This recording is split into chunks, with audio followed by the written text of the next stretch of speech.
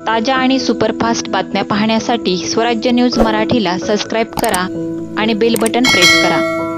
चिन्मय कृष्णदास यांच्या सुटकेसाठी तसेच बांगलादेशी हिंदूंच्या रक्षणासाठी भारत सरकारने हस्तक्षेप करावा अशी मागणी सोलापूर येथील मूक आंदोलनात हिंदू जनजागृती समितीने केली आहे।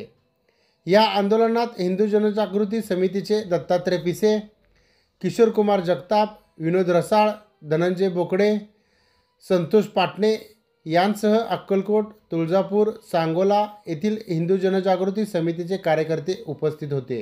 नमस्कार, मी किशोर जगताप, हिंदू जनजागृती समिती। आज या ठिकाणी आम्ही मूक निदर्शन करत आहोत।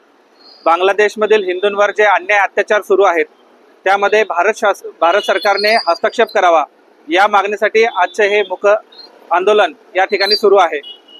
बांगलादेशमधील इस्कॉनचे प्रमुख प्रभू चिन्मय कृष्णदास यांच्यावर जे अन्याय अटक झालेली आहे तर त्यांना बांगलादेश शासनाने विनाअट त्याची सुटका करावी।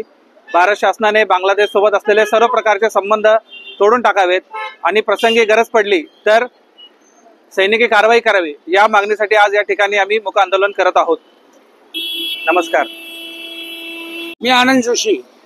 बांगलादेशामध्ये जे हिंदू लोकांना जे अत्याचार चाललाय त्या सरकारने, केंद्र सरकारने, महाराष्ट्र सरकारने किंवा अन्य कुठल्याही सरकारने असू दे, त्यांनी आपल्या हिंदुत्वाच्या नात्याखाली काळजी घ्यायला महत्त्व आहे।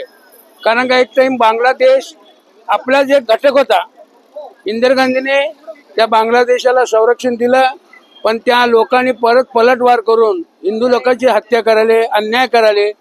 त्यामुळे सरकारने लक्ष देणं महत्त्वाचं आहे आणि हिंदू एकत्र येणं, हिंदू जागृत होणं महत्त्वाचं आहे। काळाची गरज आहे। जय हिंद। थोडक्यात जय हिंद, जय महाराष्ट्र।